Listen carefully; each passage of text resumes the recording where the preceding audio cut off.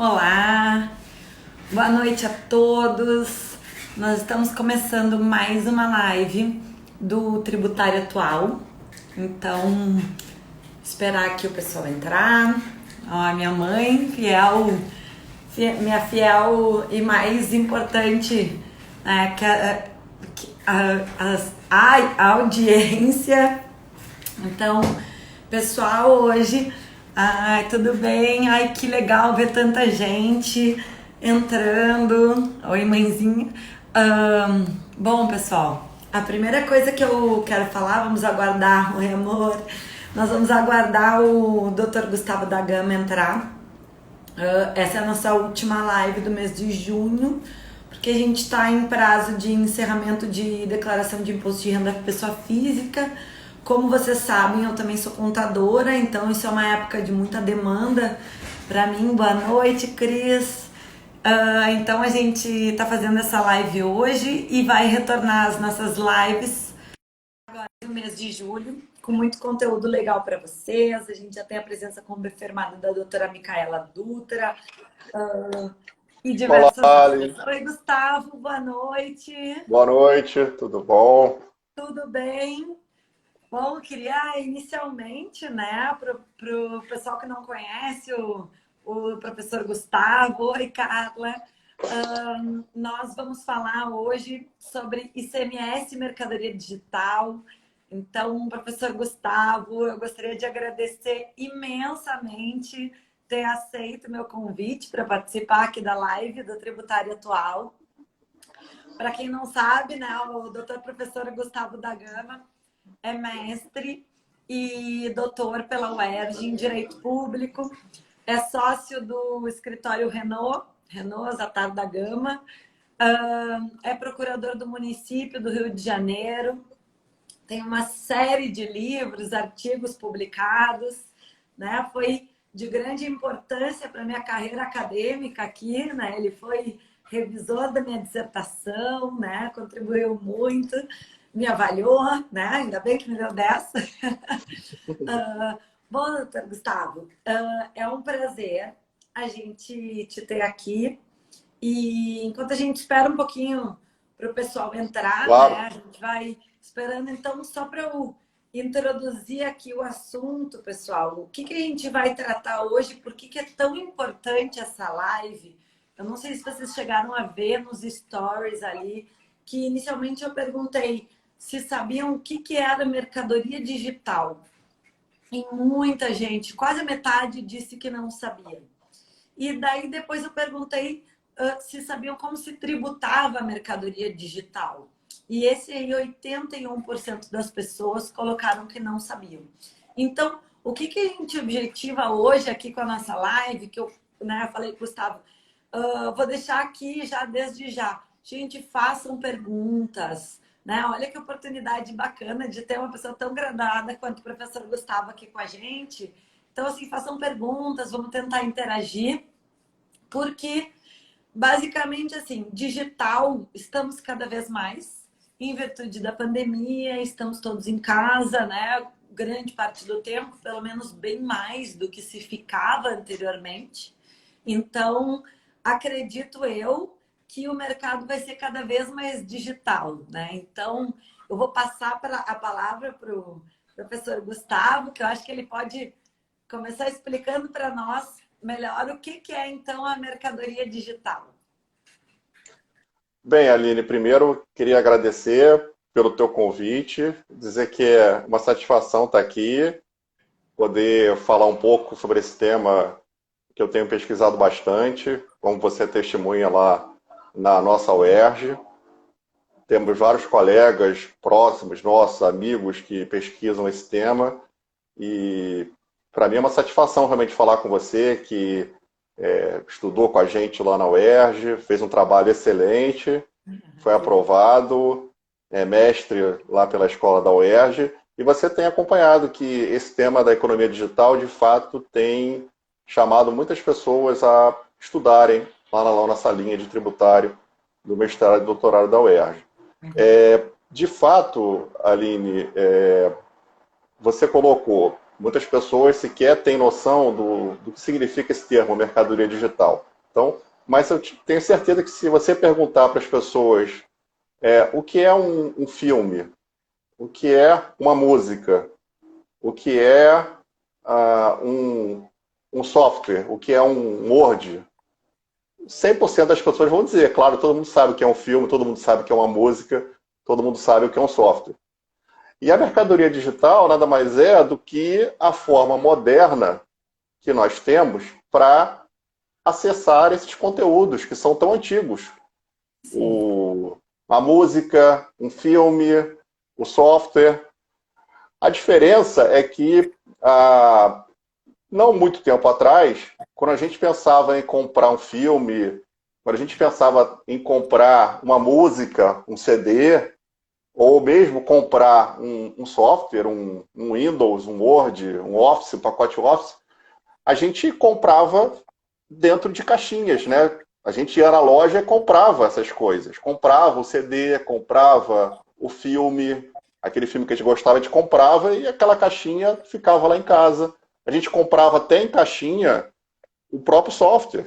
Tanto que a expressão software de prateleira, que é tão conhecida no nosso meio tributário, não surgiu à toa, porque, de fato, na década de 90, quando o software começou a se popularizar no Brasil, o instrumento que a gente utilizava para acessar o software era uma caixinha mesmo, era o software que ficava na prateleira das lojas. No supermercado, então, até eu lembro que tinha o também, pacote Office, vinha o CD, também, uma caixa branca. Exatamente, era uma caixa bonita, acrílico, você abria e aí tinha aquele CD ainda no meio e tal.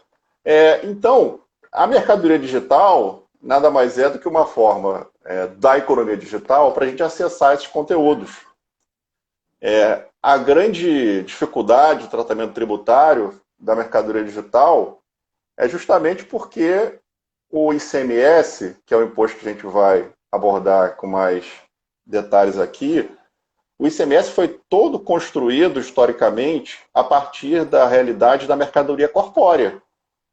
Quando a gente pensa em ICMS, quem vive ICMS, a gente está acostumado com a mercadoria física, com a mercadoria corpórea, até mesmo a questão da não cumulatividade, que é uma das grandes polêmicas do ICMS, prevalece no Brasil o sistema do crédito físico. Sim. Ou seja, pressupõe que existe alguma coisa física para ser tributado.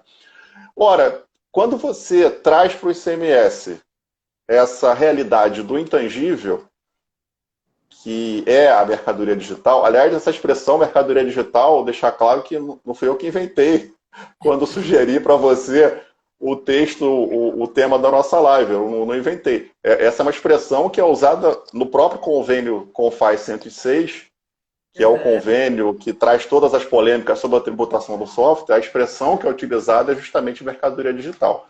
Então, quando a gente traz uma ideia de um intangível ser tributado pelo ICMS, isso realmente traz um problema para a configuração do sistema tributário, ainda mais se você considerar que o ICMS não está sozinho nessa tributação da economia digital. A gente tem a figura do ISS, o Imposto Municipal, e boa parte dos conflitos que nós temos com a mercadoria digital hoje é justamente saber se combina com o ICMS a tributação de um bem incorpóreo, ou se isso não está muito mais próximo de uma prestação de serviço, que é o fato gerador do ISS. Sim, até porque assim, quando tu explica, para o pessoal entender, quando fala do mercadoria digital, e por eles utilizam nos convênios o termo mercadoria para tentar enquadrar a questão do software na previsão constitucional do ICMS, que prevê um imposto sobre a circulação de mercadorias, porque no momento que a gente desfigura o software como não sendo uma mercadoria, logo não poderia então incidir esse imposto sobre ele, e por isso a gente tem, para quem não é tão acostumado com esses termos, por isso a grande relevância de se definir é ou não é uma mercadoria? Olha, o Renault ali entrou, nosso grande colega. É verdade. Né, é ou não é uma mercadoria? Por quê? Porque a Constituição prevê determinados artigos, se não com determinadas bases tributáveis. Se a necessidade da mercadoria é uma mercadoria física, onde ela precisa sair do estabelecimento, né, onde tem que ter a troca do estabelecimento, a parte física, então o ICMS não pode incidir. E se ela também não é um serviço, então o ISS, que é o Imposto sobre Serviços, constitucionalmente previsto, também não pode incidir. Mas não tributa? Bom, aí eu acho que o Gustavo concorda com a gente, não é que não tributa. Existe uma previsão constitucional de uma tributação sobre bases residuais, mas não adianta, né? Se puder comentar um pouquinho como é que nossos governos fazem, né? E a nossa interpretação de Sim, enfiar nas legislações, porque quando a nossa Constituição foi promulgada, esse tipo de venda disruptiva, produtos disruptivos, não existiam, né? Será que eles estão abarcados nessas previsões constitucionais ou eles teriam que ter novos impostos instituídos através de uma competência residual? claro. Você tocou num ponto importante ali, porque toda essa discussão para saber se essa expressão ela é cabível, é mercadoria digital, é justamente porque os estados precisam defender a tese de que existe a figura da mercadoria digital para justificar a incidência do CMS, porque a competência tributária na Constituição ela é definida de forma rígida. E se a Constituição disse que o Estado só pode cobrar o ICMS na circulação de mercadoria, é claro que a gente tem que saber qual é o alcance dessa expressão mercadoria. Porque, historicamente, a expressão mercadoria, ela sempre foi associada a um bem corpóreo. Aliás, está lá no Código Comercial, que é de 1850, Código Comercial brasileiro, mas estava lá a previsão, mercadoria, bem corpóreo, colocado em comércio. Então, tradicionalmente, a gente sempre viu mercadoria como uma expressão ligada a coisas corpóreas. Então, essa é praticamente uma discussão preliminar que a gente tem que ter para saber se cabe ou não ICMS quando a gente fala em mercadoria digital. Porque se você adotar a tese, e muitos doutrinadores entendem assim, decisões judiciais também entendem assim, de que o ICMS exclusivamente incide em relação a mercadorias físicas, você não acabou o seu problema. Agora, a questão é que mesmo que você entenda, e esse que é o grande ponto, ainda que você entenda cabível a incidência do ICMS em relação a uma mercadoria que seja incorpórea, que é a tese dos estados, os estados dizem assim, não, mas cabe, porque precisamos interpretar o direito tributário e as palavras da Constituição à luz do mundo atual. Portanto, mercadoria, esse conceito tem que ser atualizado para um mundo de economia digital. Alegam, por exemplo, a Constituição prevê a incidência do ICMS na energia elétrica, que também não é um bem que você toca, vamos dizer assim. Então, assim, mas a questão é que o problema, infelizmente, ele não se resume nessa discussão saber se a mercadoria do ICMS é apenas digital ou não. Que a questão é mais complexa, a questão é saber. Ainda que você parte do pressuposto de que o ICMS pode incidir, em tese, em relação a uma mercadoria digital, a uma mercadoria incorpórea, a questão é saber se nos negócios jurídicos que a gente tem na economia digital atualmente, e que envolvem a circulação, envolvem a prestação de serviços de bens digitais, o acesso a conteúdos de áudio, o acesso a filmes, a músicas, a software. Será que esse negócio jurídico que é firmado entre as grandes players aí da economia digital e os consumidores, será que esse negócio jurídico ele pode ser caracterizado como uma circulação de mercadoria? A gente tem que ler o nome do imposto por completo. O ICMS não é imposto sobre mercadoria, é imposto sobre a circulação de mercadoria. E me veio uma questão de ICMS de muitos anos atrás que foi discutida, que era sobre a incidência do ICMS sobre a veiculação, né? E daí, naquela época, se debatia que para incidir o ICMS teria que ter uma comunicação formada e o fundamento da época foi comunicação vem do verbo comunicar e foi uma construção que fizeram assim, né? Vem do verbo comunicar que exige necessariamente, em termos linguísticos, um emissor e um receptor. Então, uma mera distribuição não seria não haveria incidência do ICMS em virtude de não haver a comunicação, né, quando se tratava. Será que isso não poderia, considerando que já existe um precedente nesse sentido, quando se trata, por exemplo, dos serviços de streaming, eu tenho um receptor porque eu pago para mim, ou aquilo ali está ali disponível? Eu não necessariamente olhei todos os filmes do Netflix, eu não necessariamente ouvi música no Spotify, né? Eu posso comprar diversas licenças que simplesmente eu não uso. Então, não seria nesse caso, né? Até o doutor Tadeu antes falou, só para a gente não perder aqui, que se essa lógica também não se aplicaria ao ISS, né? Da rigidez das regras de competência. Então, se você puder comentar para a gente tanto essa questão das regras de competência, quanto eu tenho muita dificuldade, porque isso é um julgado que, olha, vou te dizer, acho que já faz uns 15 anos, né? E a solução que o Supremo achou naquela época, porque como a gente sabe, a questão do software, pessoal, ela está no Supremo para ser julgada. Tem acho que desde 98 que tem uma decisão, tem processos antiquíssimos, e assim, a gente não tem uma resposta, né, do Supremo dizendo, tá, mas tributa, como é que tributa, né? Não existe uma... Então fica essa série de empresas novas que entram no Brasil, que tem tecnologias disruptivas, agora os marketplaces, que depois o Gustavo vai comentar também, numa questão de legislação de retenções. Então a gente está num mercado disruptivo e acredito que nós, como tributaristas, temos que buscar o que já foi julgado. E a mim remonta muito essa coisa da questão daquele julgamento da comunicação. Eu não sei o que tu acha, se tem fundamento que eu estou dizendo, se tu acha que não. Não, sem dúvida. A questão da comunicação é um complicador a mais nessa definição da incidência do ICMS em relação à realidade da economia digital. Porque você lembrou bem, o ICMS ele não é um imposto somente sobre a circulação de mercadoria. Ele também é um imposto sobre os serviços de comunicação. Então, de fato, algumas discussões da economia digital passam por essa polêmica. Porque, por exemplo, os estados se defendem dizendo que, no caso da veiculação de publicidade, o que haveria não seria realmente uma circulação de mercadoria, mas seria uma prestação de serviço de comunicação.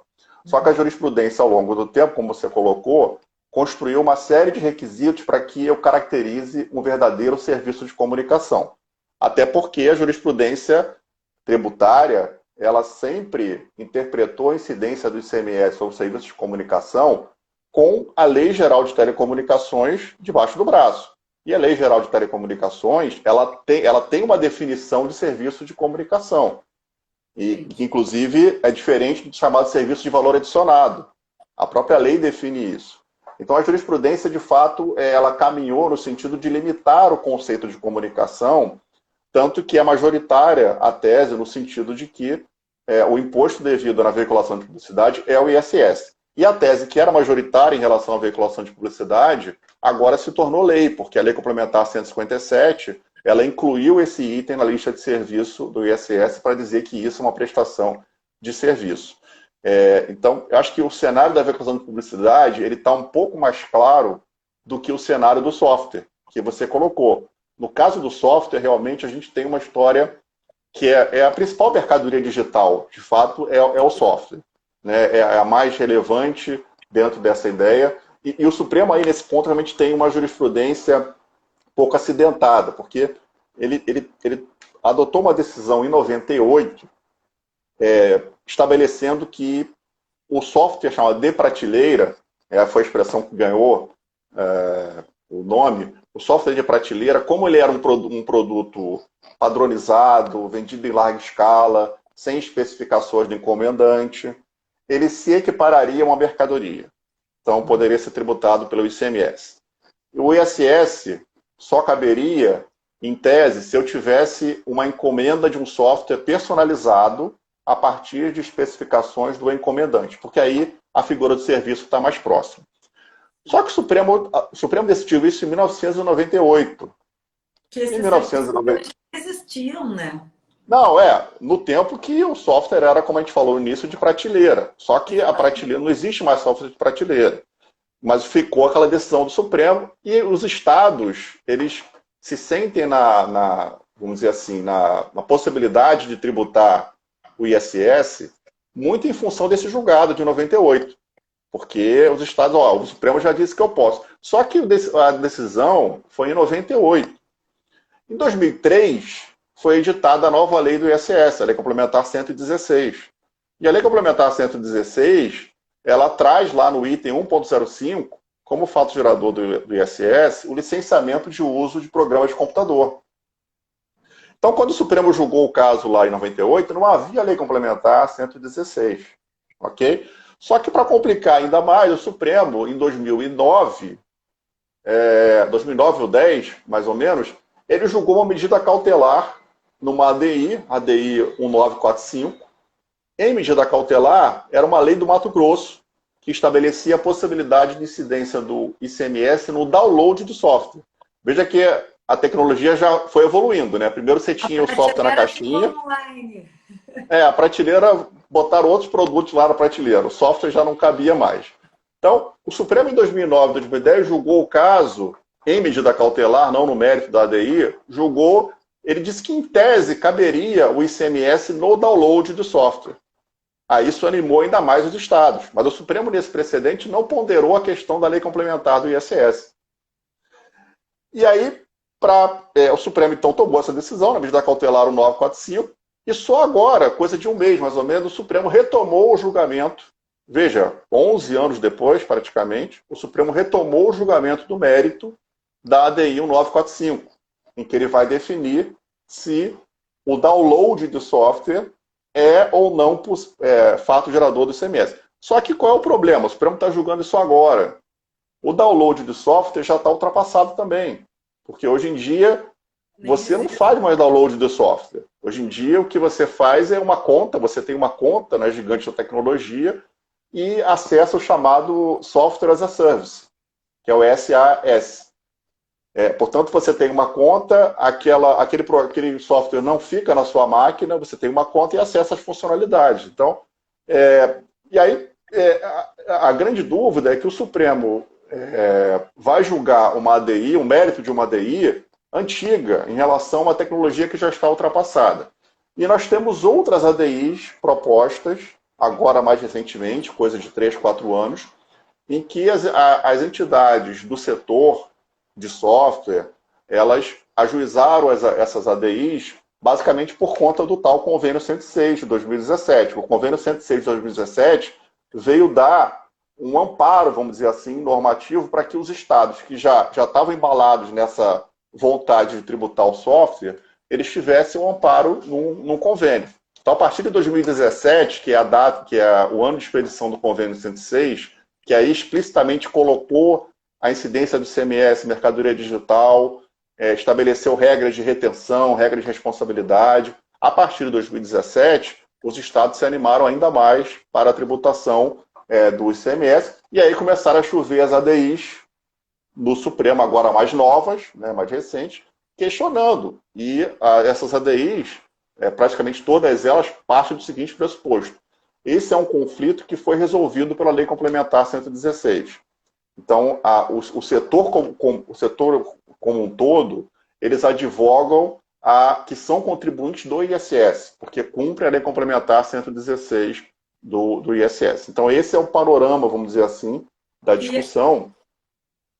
E eu acho Claro. que só para quem não sabe por que as pessoas defendem que é o ISS, pessoal, que é o seguinte, o ICMS é em média 18% não cumulativo, tá? Então, não tem muito custo, né? Porque principalmente no Software as a Service. Quando chega no ISS, é de 2 a 5. Então, em vez de pagar 18, paga 5. É Uhum. muito mais barato pagar pelo ISS. Eu acho que ninguém defende nem que... Hoje em dia, me corrige, por favor, Gustavo, se eu estiver errada, mas eu acho que o pessoal não defende que não incide tributo nenhum, né? Eles preferem defender que é ISS mesmo, não? Bom, não, assim, na doutrina tributária, a gente tem manifestações importantes, no sentido de que nem o ISS seria cabível nessa hipótese. Porque, na verdade, no software, eu não teria o cumprimento daquela ideia do conceito constitucional de serviço. Porque a cessão do uso de software não seria uma típica obrigação de fazer.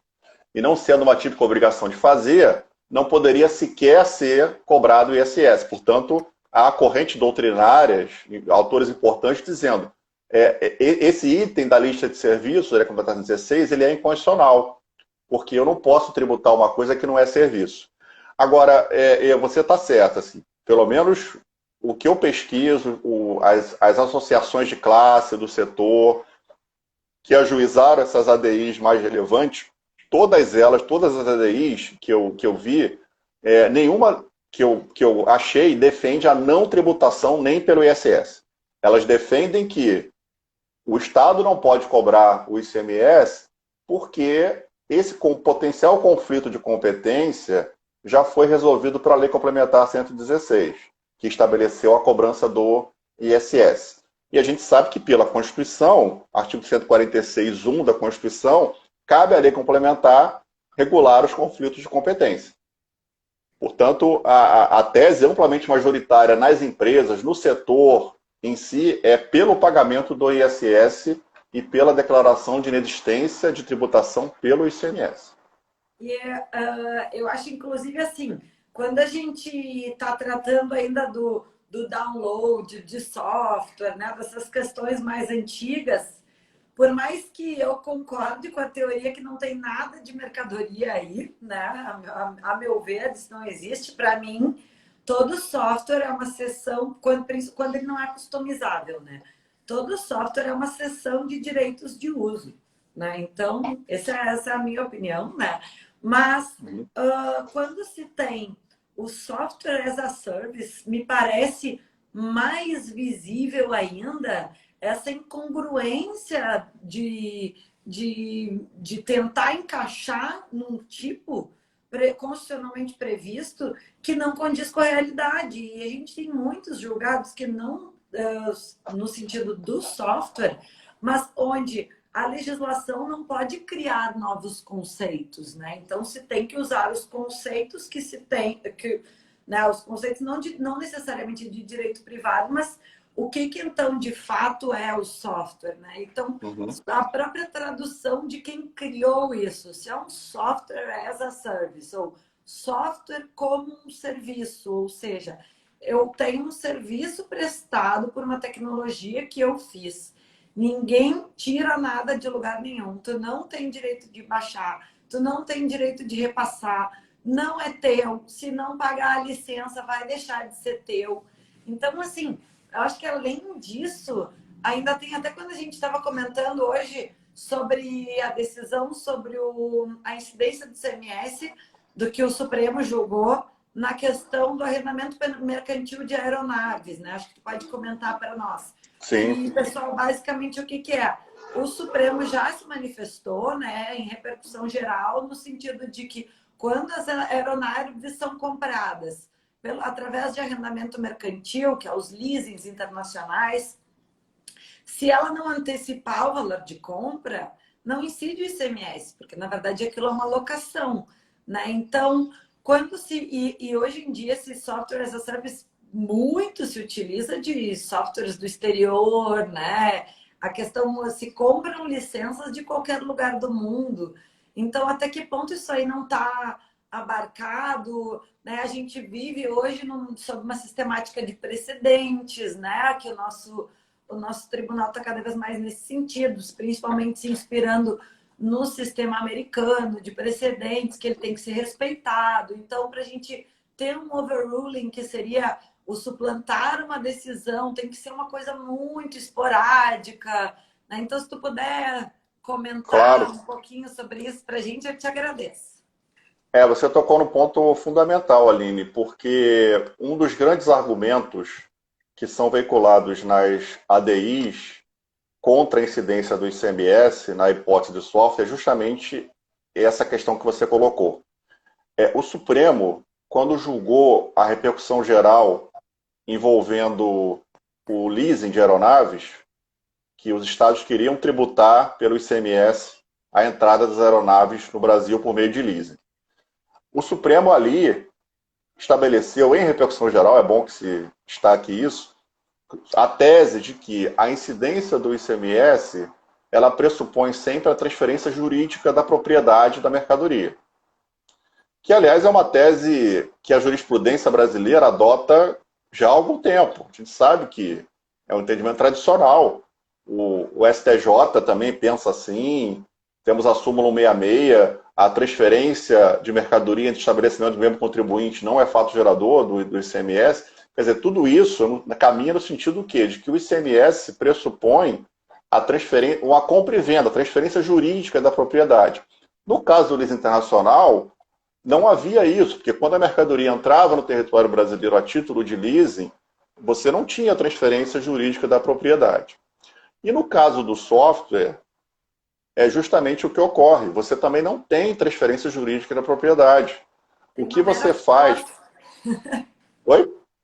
quase uma posse, né? Uma posse Exatamente. ali no precário. Não há, exatamente. O que você compra, entre aspas, é um direito. Você compra um direito a acessar um software por um determinado período. Portanto, você não tem transferência jurídica da propriedade. E voltamos àquilo que a gente falou. O ICMS não é um imposto sobre mercadoria, é um imposto sobre a circulação da mercadoria. Ora, essa expressão circulação, à luz do entendimento do Supremo e da jurisprudência majoritária, circulação pressupõe compra e venda, negócio jurídico de compra e venda. E você não tem isso no software. O que você tem é, de ordinário, um licenciamento de uso para usufruir do direito a utilizar o software. Então, esse argumento me parece decisivo. Se o Supremo for manter a sua coerência e o respeito a esse precedente do leasing aeronave, em que ele estabeleceu a necessidade da transferência jurídica, esse é um argumento muito relevante para negar a incidência do ICMS nesses casos. E note, Aline, que nesse ponto, no tempo em que o software era de prateleira, se você for pensar bem, aí, naquele tempo já, você na verdade não comprava também o software. Você comprava a caixa.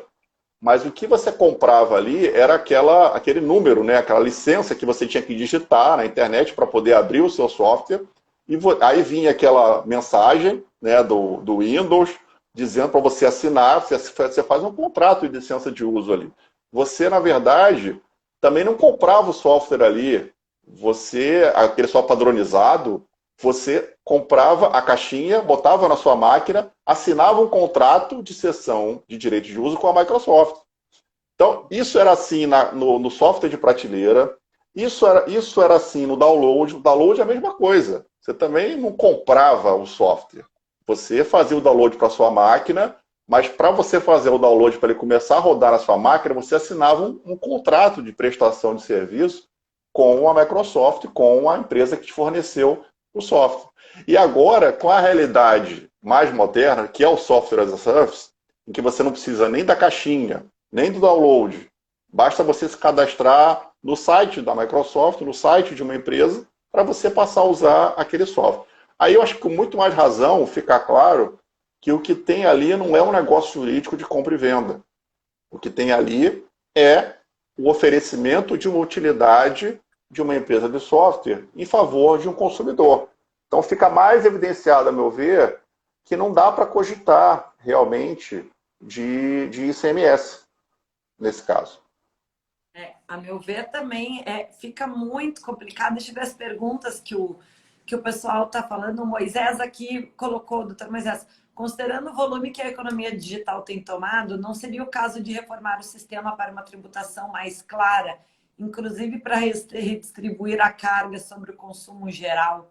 Bom, até vou falar, vou ter que dizer algo, porque é o seguinte, Por o favor. meu livro é sobre justamente regressividade do sistema, né, o ICMS, regressividade tributária, né, alternativas para uma tributação mais justa. Então, quando a gente fala disso, né, não se pode olhar os impostos de uma maneira isolada, né? Quando se trata de parâmetros de justiça fiscal e desenhos tributários. Então, eu acho que, a meu ver, que eu acho que o Gustavo concorda, não é o caso de é justo ou não é justo incidir sobre software porque tem muito. Então, o Supremo não pode julgar favorável aos contribuintes a exclusão do CMS da base de cálculo do PIS e da COFINS por causa do volume. Quando se entra na esfera jurídica de análise de constitucionalidade da tributação, a gente tem que analisar o cenário presente. Né? Dentro do cenário presente, está de acordo com a Constituição? Tá. Para se desenhar novos modelos tributários, sim, acho realmente que tem que ser. Mas como eu falei no início da live, na minha opinião, isso tem que entrar como uma competência residual. Né? Ou que seja do ISS, mas de um novo tributo, porque isso é um novo serviço, é uma cessão de direitos de uso, na verdade, de coisas que nem existiam quando a Constituição previu sobre qual base incide a tributação. Então, e existe sempre a competência residual, né? Então, eu acho que a gente tem que cuidar cuidar para Aline, o não que você. entrar um no outro, né? Não, eu tenho essa reflexão também. É claro que a gente sempre espera a possibilidade de uma reforma do sistema tributário. É claro que a gente queria um sistema tributário mais claro, e a gente tem essa esperança. Agora, o problema é que, ainda mais a gente que é advogado, né, as questões vão chegando para a gente tem que decidir à luz do que a gente tem hoje na Constituição, do sistema que a gente tem hoje. Exatamente. Então, eu acho que tem que manter as duas coisas. A gente tem que manter, investir numa possibilidade de reforma do sistema, sim, mas também não. A gente tem que se defrontar com essas questões atuais, até porque, né, Aline, vamos pensar o seguinte: a gente sabe muito bem, vamos supor que ano que vem sai uma reforma tributária que mude completamente essa figura. Vamos ter essa esperança, que eu acho Quem difícil. sabe, Mas né? vamos supor que aconteça isso. Eu pergunto a você, a gente vai deixar essas discussões que a gente está tendo hoje aqui, vão deixar de ser importantes? Não, porque a reforma tributária vai ser para frente. E o direito tributário é um direito que vive muito do passado. A gente tem autos de infração que foram lavrados aí há 10 anos atrás e que você está discutindo ainda no Conselho de Contribuinte, no CAF, está discutindo no Judiciário.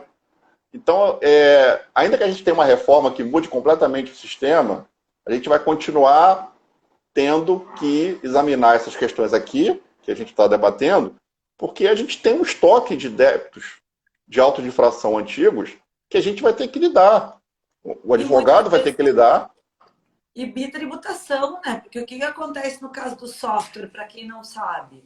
Muitas vezes o Estado e o município cobram.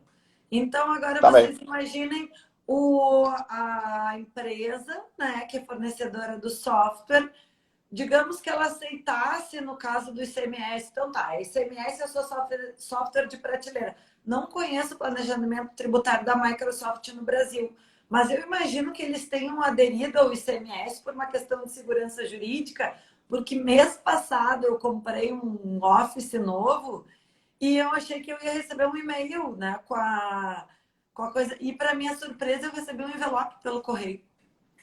Então, eu acho que Envelope eles com a nota? com o código, um código de acesso. Eu não recebi no meu e-mail, eu recebi um envelope com um código Mas uma nota de ICMS. e uma nota de CMS. Uhum. Então, né, eu imagino eu que, considerando o imbróglio tributário brasileiro, como tinha essa questão do software de prateleira, e é o que eu vejo muito no escritório, principalmente oriundo de empresas estrangeiras, a insegurança jurídica do Brasil é tão grande, inclusive a doutora Beatriz ali comentou que é complicado porque fica todo mundo dependente do STF para dirimir conflitos de competência. E sim, muitas empresas, por uma questão de segurança jurídica, optam por pagar uma tributação maior, fazendo uma Uhum. coisa totalmente desnecessária, porque eu não tinha necessidade nenhuma de receber um envelopinho branco da Microsoft, né? Se eles me liberassem e eu fizesse o download. Porque olha o tipo de problema que o nosso entrave faz, né?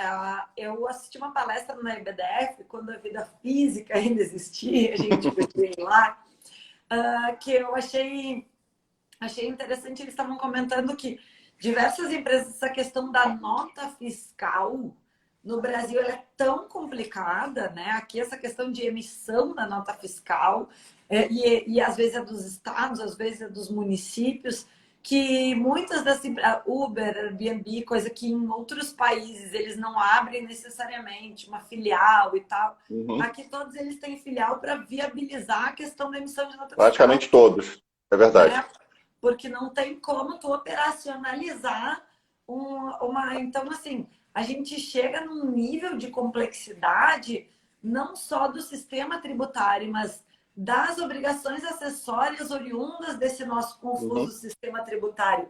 Quando eu fiz a prova do mestrado lá, tinha um texto que era do Vitor Tanzi. Eu adorei, eu decorei o texto tantas vezes que eu li, mas e ele realmente ele falava que em Hong Kong, eu me lembro direitinho, era 200 horas por ano que uma empresa gastava para atender as normas de compliance, né, para as obrigações acessórias. E no Brasil eram 1.000. Então, realmente, a gente tem no Brasil esse imbróglio todo, né, e tanto essa competência ISS, ICMS e tal. Então, né, essa questão da reforma tributária, realmente ela é muito complicada, né? Teria que... Olha o nível de gasto estatal que se está tendo para discutir se é o imposto estadual ou municipal, quando na verdade então tá incide imposto e daí depois os órgãos que dividam as receitas, né? Não sei se tu Uhum. concorda comigo nesse tipo de simplificação. Eu sou defensora do IVA, né? Então, Não, sem dúvida, é um caminho, porque você tocou num ponto importante. Essa discussão se é cabível o ISS ou o ICMS nessas operações com mercadorias digitais, ela é só uma pequena parte do problema, porque ela não resolve todo o problema. Porque ainda que você chegue numa decisão, vamos supor que o Supremo decida realmente que o ISS é o tributo devido no caso de software. Ainda assim, você vai ter outras discussões, outras questões relacionadas a obrigações acessórias, a definição, no caso do ISS, por exemplo, a definição de qual o município competente para cobrar o ISS, que é o inferno tributário no Brasil, como você sabe muito bem. E isso já é complicado para serviços tradicionais, ainda mais no caso de serviços na economia digital. Até porque a gente tem uma pressão muito grande hoje em dia para deslocar a competência tributária desse serviço da economia digital, deslocar da origem para o destino. Porque veja só, Aline, se a gente, vamos supor que a gente decida que é a ISS que vai incidir no software, ok. Mas aí surge uma questão que é uma questão de justiça tributária. Aí tem a ver com o teu trabalho de mestrado. Porque, veja só, se o ISS incide, a gente começa a ter um outro problema. Mas vamos supor que uma empresa de software, ela oferece software para o Brasil inteiro. Mas ela recolhe o ISS somente para um município que ela está estabelecida. Provavelmente vai ser o quê? São Paulo ou Grande São Paulo.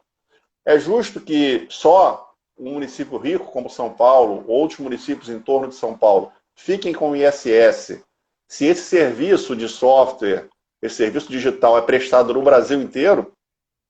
Agora, por outro lado, tem como a gente dizer para uma empresa que, ao invés dela pagar um ISS, ela vai pagar daqui a uma semana 5.000 ISS de 5.000 municípios diferentes, com 5.000 obrigações tributárias diferentes?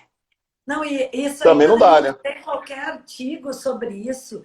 Essa nessa questão do ISS, pessoal, para quem não sabe, né, o doutor Gustavo ali, o secretário deles, ele defendeu operadoras de plano de saúde, escreveram um livro, inclusive ele e o doutor Felipe. Então, assim, num determinado momento se decidiu que operadoras de plano de saúde tinham que recolher o ISS no município onde estavam prestados. Gente, só que a questão é como é que se vai operacionalizar isso num município do tamanho do Brasil. Uma coisa é quando a gente está lidando com capitais. Então, ok, com capitais ainda ok que as prefeituras têm um pouco de informação nas páginas e tal. Mas o Brasil é gigante. Existem municípios onde não tem nem internet.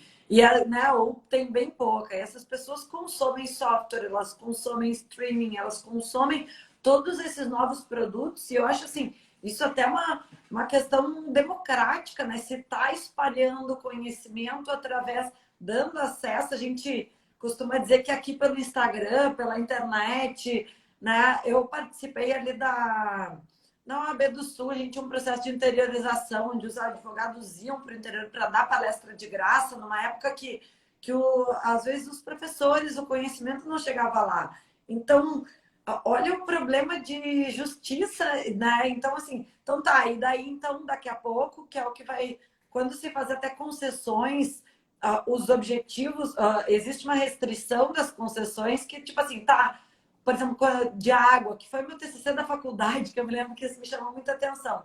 Tu só pode pegar a concessão de serviço de distribuição de água se tu topar também distribuir para município que não dá lucro.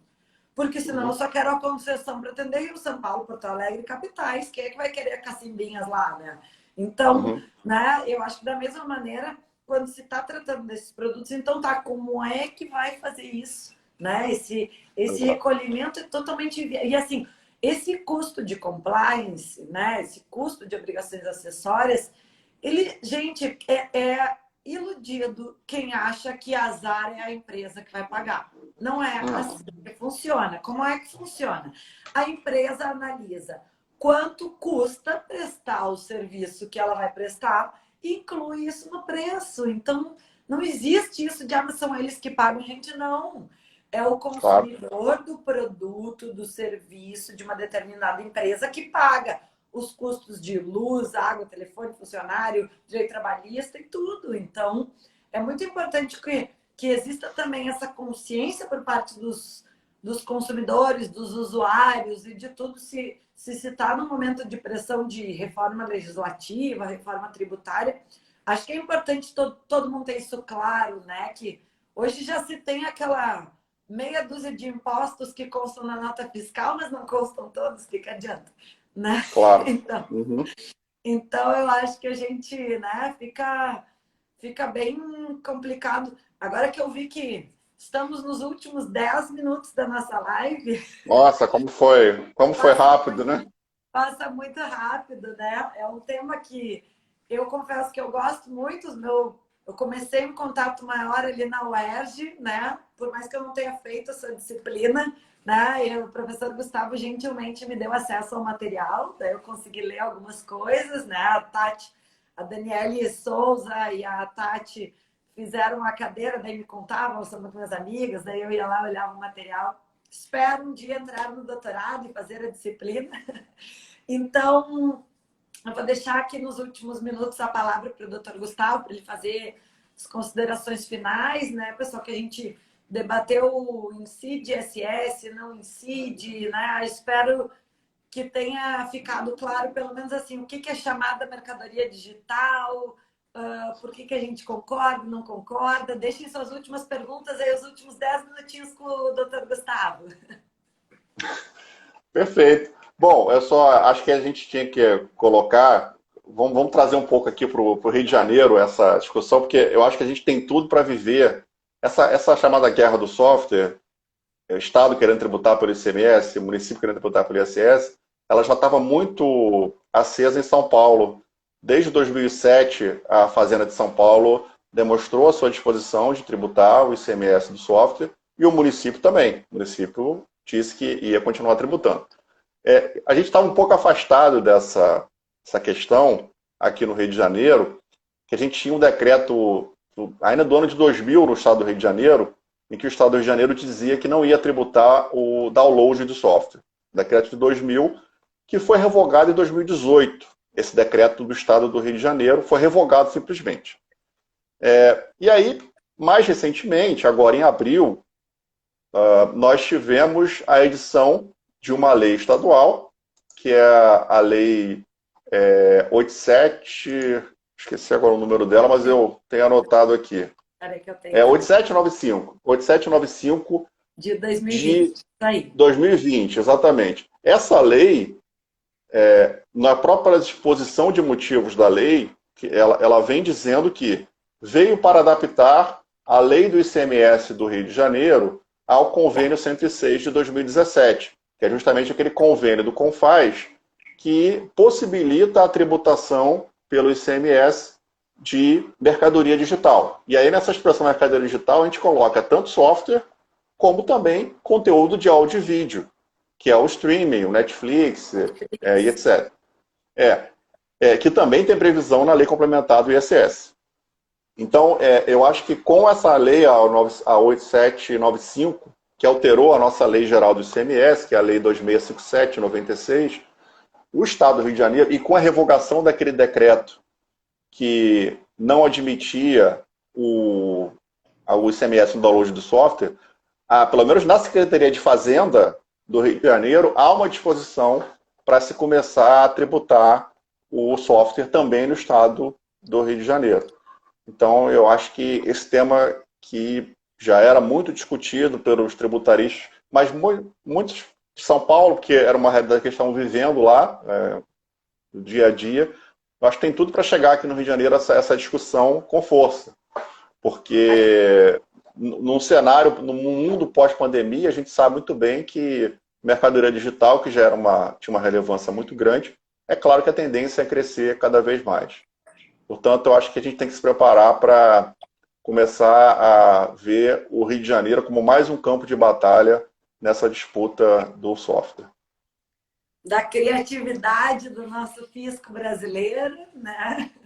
Porque acredito também que entendo que precisa arrecadar, só que, ao meu ver, tem que arrecadar dentro da legislação, né? Então, muitas vezes, na ânsia arrecadatória, né, a gente se vê surpreendido por determinadas legislações que querem sanar as contas e eivadas de inconstitucionalidades iminentes, que infelizmente vão ser julgadas muitas vezes 10, 15 anos depois. Então, acho que existe, mas eu sou uma eterna positiva, então acho que o nosso novo Código de Processo, com o sistema de precedentes, né, daqui a pouco a gente consegue estabelecer, porque se mudava muito a opinião no Supremo, né? Então, hoje em dia, né, com a questão dos precedentes, acho que isso tende a ser mais respeitado, né? Eu acho que a gente, se conseguir o Supremo julgar mais rápido,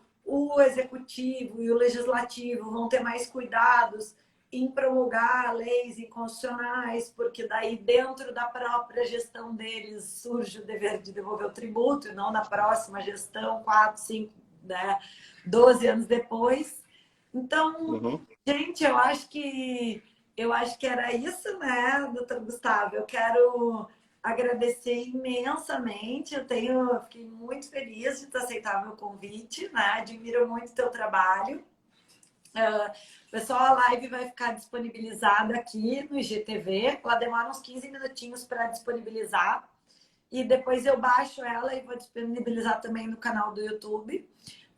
Porque tem gente que não tem Instagram, o pessoal mais antigo muitas vezes não tem, acha mais fácil de compartilhar no YouTube. Eu espero que essa tenha sido a primeira de muitas lives, né? A gente tem a ideia de fazer cursos todos juntos, então, muito obrigada, doutor Gustavo, eu sou uma grande fã do seu trabalho.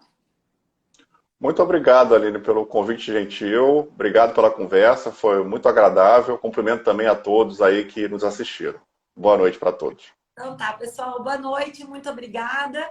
E as nossas próximas lives serão em julho, porque agora eu estou trabalhando muito no imposto de renda, mas em julho voltaremos com tudo e vários cursos novos para vocês. Grande abraço. Tchau, Gustavo. Tchau. Obrigada. Boa noite. Tchau, foi um prazer. Boa noite.